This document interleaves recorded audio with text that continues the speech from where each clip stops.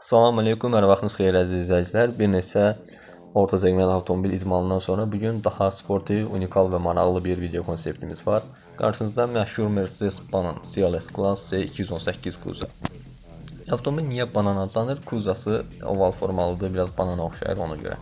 Bəziləri arxa stoplarının banana bənzədiyini düşünür, amma elə deyil, daha çox gözə oxşayır zaten ki, bu banan adını ilk alan birinci nəsil CLS Kuza, yəni C219 heç də bu formalı stoplarla gəlmirdi. Qayıdaq bugünkü video qonağımıza C218 Kuza CLS-ə.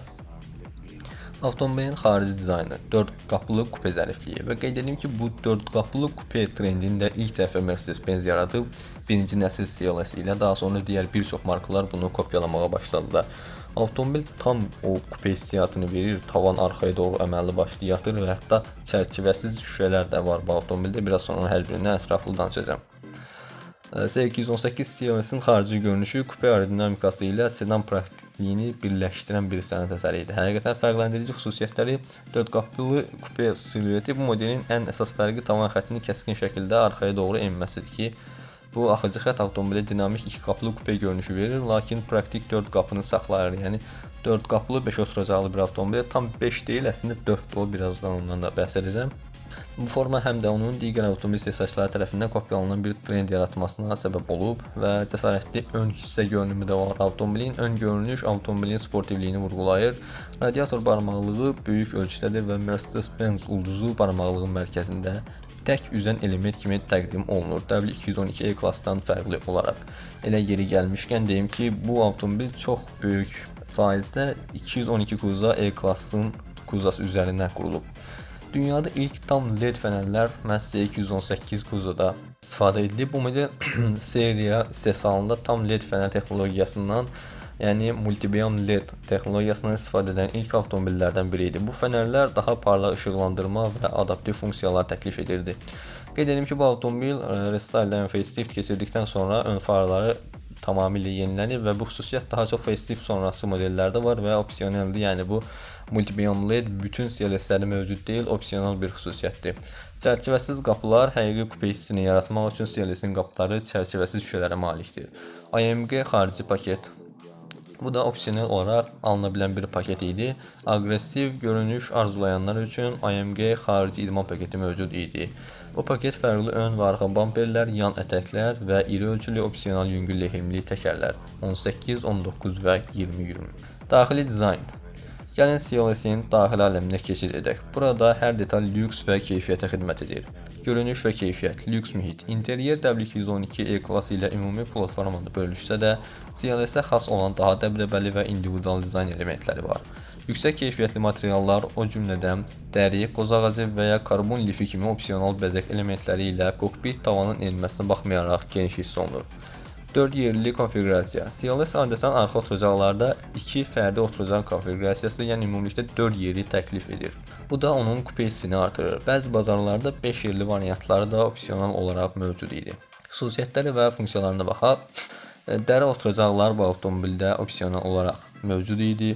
Bundan başqa Command informasiya sistemi, əsas funksiyalar standart olsa da naviqasiya, DVD, böyük displey, Harman Kardon və ya Bang Olufsen və ya B-Sound kimi yüksək keyfiyyətli səs sistemləri opsional olaraq bu avtomobildə yerləşdirilirdi. Ondan sonra qızdırılan ön oturacaqlar standart olaraq gəlir. Arxa oturacaqların qızdırılması mövcud idi, lakin opsional olaraq istəsəz ala bilərdiniz o vaxtda. İndi bəzilərində var, bəzilərində yoxdur.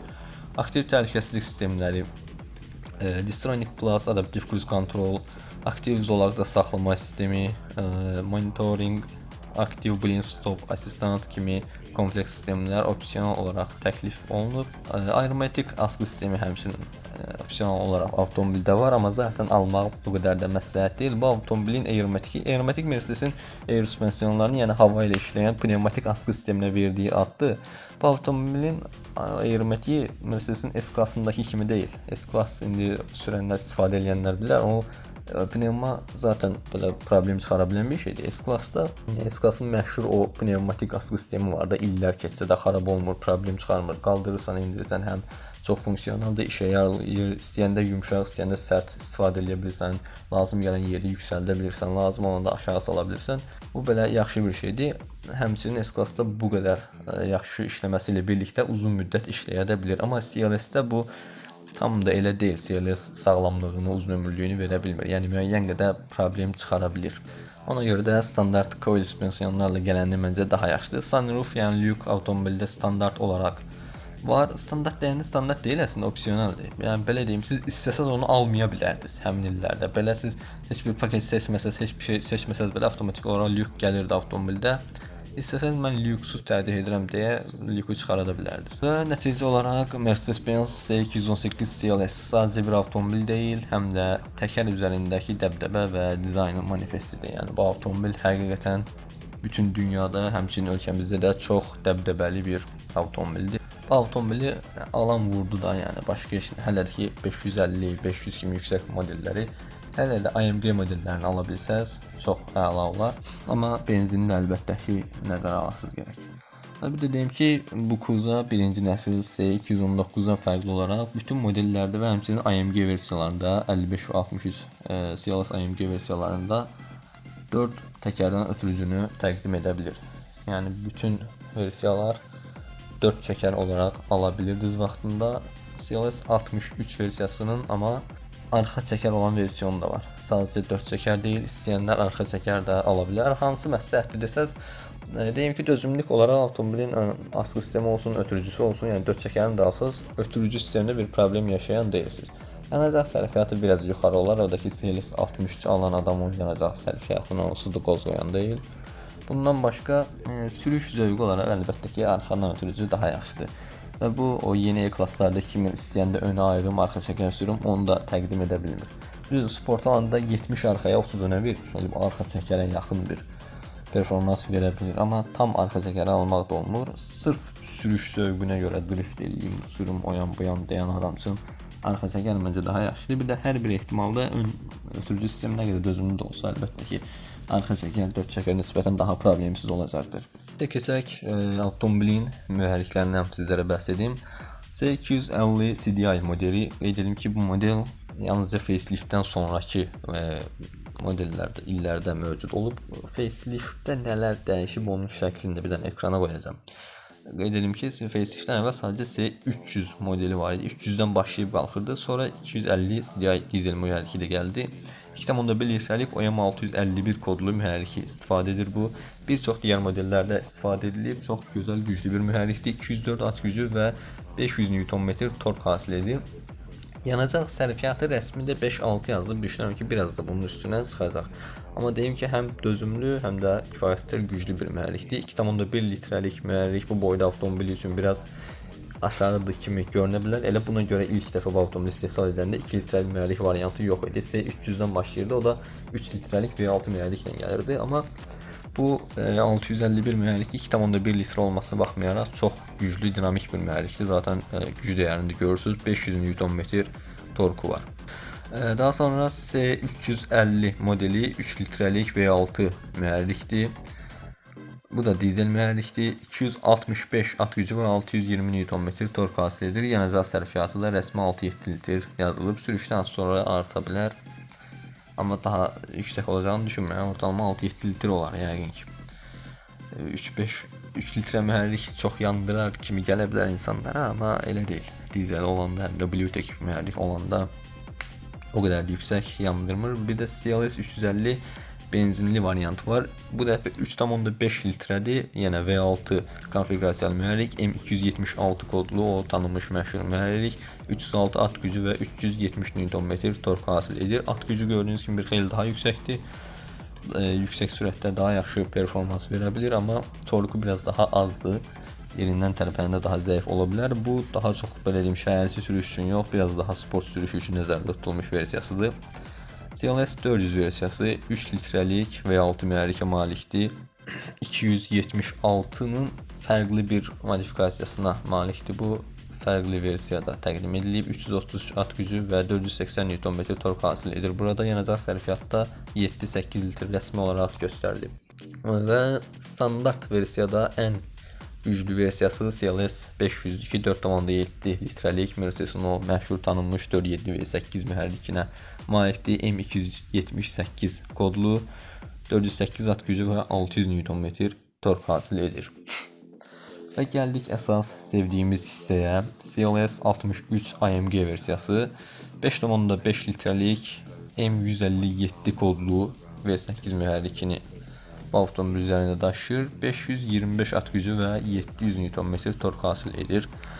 Standart versiyada bəzi komplektasiyalarda hələ də ki Mansory Brabus kimi yığılanda çox yüksək güclərini görə bilirik, amma bəzi standart üst komplektasiyalarda 585 at gücü olan versiyasında bu mühərrikini görmək mümkündür. Sürətlər qutusunu da deyim, daha sonra da yeri gəlmişkən ola biləcək problemlərdən və bildiyim qədərilə həll yollarından sizlərə danışacağam. Sürətlər qutusu sadəcə 2 növ fərqli sürətlər qutusu avtomobildə istifadə edilib. 7 G-Tronic və 9 G-Tronic. Faceliftdən sonra daha çox 9-dan istifadə edilib, amma aşağı versiyalarda facelift sonrası belə məsələn 250, 350 kimi versiyalarda 7 G-Tronic-i görmək mümkün. Güclü davamlı sürətlər qutusu. Ara bir hallarda xüsusilə belə ağır sport avtomobildə əlbəttə ki problem çıxara bilər. Yüksək sürətdə bəzən ilişib qalma olur. Yüksək sürət dediyim, yəni yüksək sürət pilləsində 7, 8, 9-da, bəzən aşağı pillələrdə də ola bilər. İlişib qalır. Sürəti nə aşağı atmır, nə yuxarı. Sürətlənirsən yuxarı atmır, yavaşlayırsan aşağı atmır. Belə olan halda əksər hallarda sürətlər qutusu kartından meydana gəlir. Bu avtomobil sürətlər qutusunun özünün beyni var. O beyni dəyişmək lazım olur. Beyin kartı olur, CPU çipini dəyişmək lazım gələ bilər. Əgər bu hal avtomobili söndürüb yandıran, təkrar işə salanda düzəlirsə, böyük ehtimal solenoid klapandan da qaynaqlana bilər. Qeyd edim ki, bu avtomobilin G-Tronic sürətlər qutularında sürət sayı qədər klapan var. Yəni məsələn 7 G-Tronic, 9 G-Tronic isə 9 dənə solenoid klapan var. Elektromagnet klapanı deyirlər buna. Elektromagnet vasitəsilə açılıb bağlanaraq yağın təzyiqini kontrol edən valve sistemidir ki, yağın təzyiqini artırıb azaldaraq sürət pilləsini atır bu avtomobillər və o klapanın hər hansı bir sıradan çıxanda belə sürətdə ilişib qalma, gecikmə, gec atma və ya aşağı qaytarması lazım olan yerdə qaytarmama kimi hallar baş verə bilir. Belə olan halda sürətlər açılandan sonra zaten bir fərq eləməyəcəm. Məsləhət görürəm ki, solenoid klapanların hamısı dəyişilsin. Söndürüb yandıranda düzəlmək kimi bir hal yoxsa, böyük ehtimal sadəcə şanzıman kartından dəyişdirilməlidir. Başqa yenə sürətlər qutusu ilə bağlı olan istifadəçilərin bəzən qarşılaşdığı bir problem var. Deyim ki, bu dediklərimin hər ikisi elə də tez-tez rastlaşılan bir problem deyil. Hətta deyim ki, çox nadirən rastlaşılan problemlərdir. Elə ona görə burada deyirəm ki, alacaq olanlar diqqət etsin, belə bir problemlə qarşılaşanda müəyyən qədər video bəlkə kömək ola bilər deyə demək istəyirəm. Çox nadir də olsa belə bir problem də qarşısına çıxır bəzən istifadəçilərin. Sürətlər qutusunun çipi ilə bağlı yenə bir problem olur. Sürətlər qutusunun tork konvertorunda problem olduğu üçün mühərrik stop edir. Yəni mühərrikdə heç bir problem yoxdur. Sadəcə dediyim kimi sürətlər qutusunun korobkanın beyni ayrıdır, motorun özünün beyni ayrı. Çox yüngülvari tork konvertorunda bir problem olan kimi o CPU çox belə emosional reaksiya verir, artıq reaksiya verir, mühərrikə xəbər göndərir ki, burada nəsə problem var. Mühərrikdə sürətlər qutusunu qorumaq üçün nəyisə qırıb dağıtmasın deyə avtomatik sönür öz-özünə. Yüksək sürətdə sürücünü qorumaq üçün sönmür. Xüsusilə aşağı sürətdə sürəndə, maşını parkinq eləmək istəyəndə maşın işə salsan sönür, işə salsan sönür. Çox cüzi problem olanda belə, bəzi hallarda o CPU-da falan problem olanda belə bir hal baş verə bilir. Məsələn, avtomobil halbuki gedə biləcək vəziyyətdədir. Sadəcə tork konvertorunda çox cüzi sarma var və s.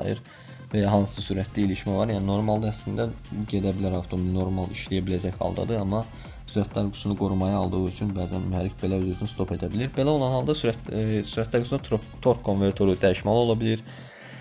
Sürətlər qutusunun içərisində ümumiyyətlə hər hansı bir detal dəyişməli olsa ki, tork konvertorunun özünün bir çox detalı ümumiyyətlə təmir olunan deyil, birbaşa dəyişdirilməli olur. Və belə olanda da xaricdən gətirməli olursunuz, çox vaxt Almaniyanın özündən gətirməli olursunuz və yetkili servisdən başqa heç yerdə dəyişdirmək mümkün deyil.